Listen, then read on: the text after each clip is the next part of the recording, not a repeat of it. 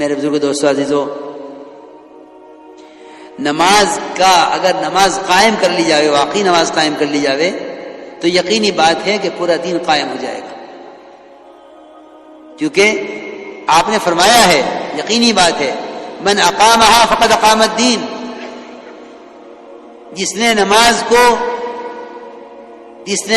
کو اس طرح پڑھ لیا جس طرح نماز پڑھنے کا حکم ہے، من اقامها، جس نے نماز کو اس طرح پڑھ لیا جس طرح پڑھنے کا حکم ہے، اس نے اپنے پورے دین کو قائم کر لیا ہے، کیونکہ پورے دین کا سدھار اور پورے دین کا قیام وہ نماز پر موقوف ہے۔ میرے دوستو عزیزو، یہاں تو کوئی الزام دیے ہوئے ہے ماحول کو، کوئی الزام دیے ہوئے ہے شیطان کو، حالانکہ میں بہت ضروری بات عرض کر رہا ہوں، سب سے پہلا الزام بے دینی کا، سب سے پہلا سبب وہ تو میری اپنی نماز ہے، وہ تو میری اپنی نماز ہے، تو یہ بات دیکھنے کی ضرورت ہی نہیں ہے۔ حکام بدلیں گے تو حالات بدل جائیں گے، ماحول بدلے گا تو حالات بدل جائیں گے، نہیں، سارے دین کا مدار تیری اپنی نماز پر ہے، اس لیے کہ بات حق ہے، من اقامها فقد اقام الدین، جو نماز کو اس طرح پڑھ لے جس طرح پڑھنے کا حکم ہے۔ میرے دوست بزرگوں عزیزوں، اگر خدا کی قسم نماز کی طرح پڑھ لی جاوے تو دین کے کسی شعبے کا کوئی حکم ٹوٹ نہیں سکتا، یہ یقینی بات ہے۔ میں بات کر رہا ہوں نماز پڑھنے والوں کی، نماز چھوڑنے والوں کا تو کوئی ذکر ہی نہیں ہے، کیونکہ نماز کا چھوڑنا تو یقیناً کفر ہے، بعض کے نزدیک واجب القتل ہے اور بعض کے نزدیک واجب القید ہے کہ اس کو قید کر دیا جائے ہمیشہ کے لیے، امام صاحب کا مطلب تو قید کرنے کا ہے۔ اس لیے مسلمان سے نماز کے چھوڑنے کا تو تصور ہی نہیں کیا جا سکتا، جس طرح ایک مسلمان سے کفر کا اور ارتداد کا تصور مشکل ہے، محال ہے، اس طرح ایک مسلمان سے نماز کا چھوڑنا، اس کا تصور مشکل ہے، محال ہے، ممکن نہیں ہے، کیونکہ یہ ممکن ہے اور ہوا ہے کہ غیروں نے نماز پڑھ لی ہے۔ میں نے ابھی عرض کیا تھا واسع بن اسقا کا واقعہ کہ نماز پہلے پڑھی انہوں نے، اسلام بعد میں قبول کیا۔ یہ تو ممکن ہے کہ ایک کافر نماز پڑھ لے، مگر یہ ممکن نہیں ہے کہ ایک مسلمان نماز چھوڑ دے۔ یہ تو ممکن ہے کہ کافر نماز پڑھ لے، یہ ممکن نہیں ہے کہ ایک مسلمان نماز چھوڑ دے۔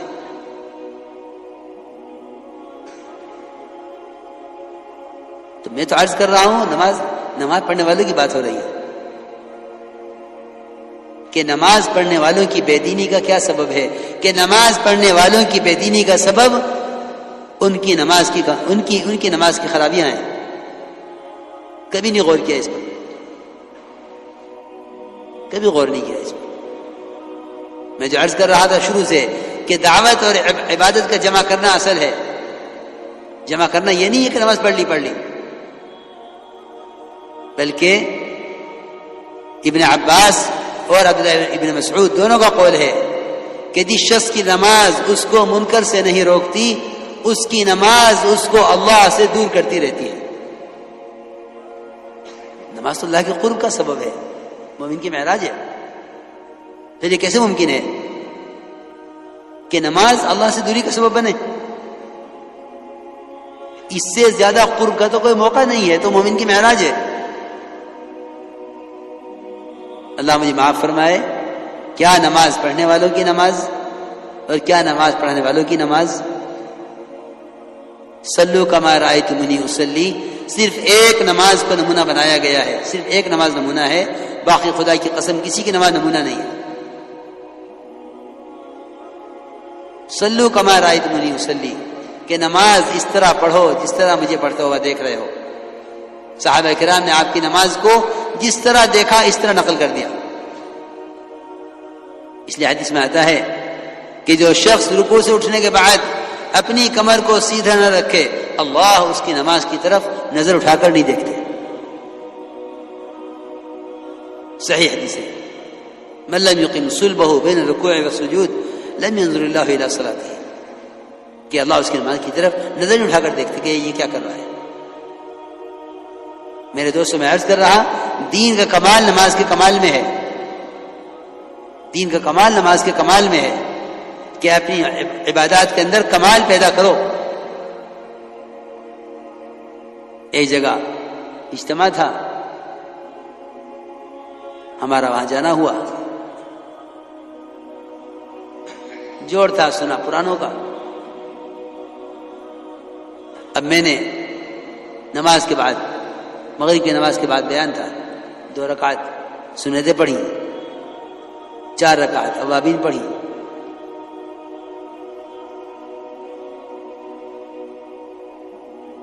ایک صاحب کہنے لگے کہ مجمع جڑ گیا، دیر ہو رہی. میں نے کہا اس مجمع نے اوابین نہیں پڑھی، مجمع نے اوابین نہیں پڑھی.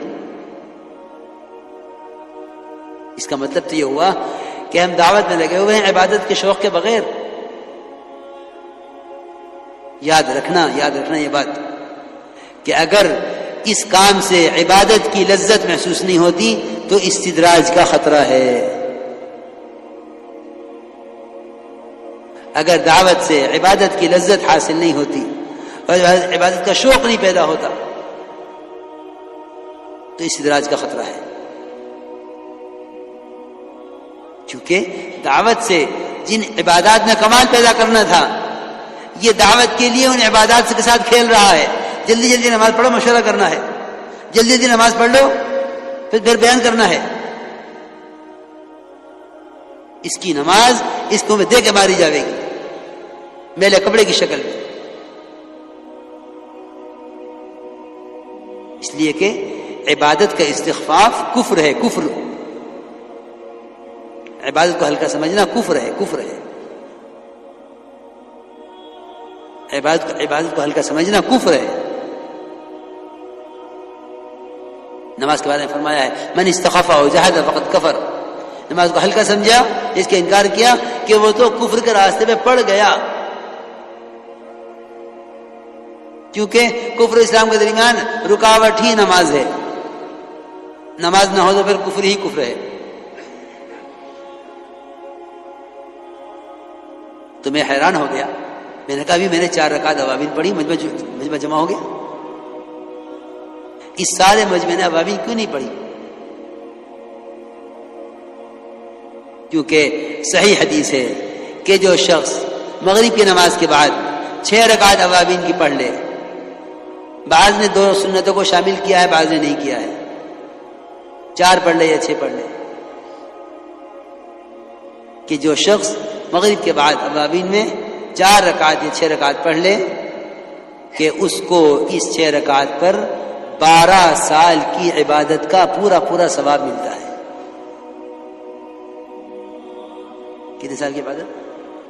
12 سال کی عبادت. 12 سال کی عبادت کا ثواب مغرب کے بعد کی 4 رکعت اوابین. خوب تھک کے سو گئے، تہجد چھوٹ گئی. دیکھو یاد رکھنا، دعوت کی محنت میں سب سے زیادہ مدد رات کے قیام سے ملے گی، اور اس کی ہمارے ماحول میں بڑی کمی ہے، بہت کمی ہے کہ سب سے زیادہ مدد جو ملے گی دعوت میں وہ رات کے قیام سے ملے گی. فرمایا اشد وقع اقوم قیلا، کہ نفس کو کچلنے والا رات کا قیام، اور دن بھر کی بات کو سب سے زیادہ واضح کر دینے والا ہے. دین کی بات کو واضح کر دینے والا ہے. رات کا قیام دن بھر کی دعوت کو واضح کر دینے والا ہے. اشد وقع اقوم قیلا، اقوم قیلا کا ترجمہ کیا علماء نے ابین قیلا، یعنی بات کو واضح کر دینے والا ہے. آپ صلی اللہ علیہ وسلم، ایک صحابی نے دیکھ کر عرض کیا کہ یا رسول اللہ، آج تو آپ شکل سے بیمار معلوم ہو رہے ہیں. فرمایا میں نے اس بیماری کے ساتھ رات لمبی 7 سورتیں پڑھی ہیں قرآن کی. 1 سال تک صحابہ کرام پر تہجد فرض رہی، 1 سال تک. پھر اللہ نے 1 سال کے بعد تہجد کا نفل جو ہے تہجد کا نفل کر دیا، ورنہ 1 سال تک تہجد صحابہ پر فرض رہی۔ تو میں عرض کر رہا تھا کہ نماز میں کمال پیدا کرو،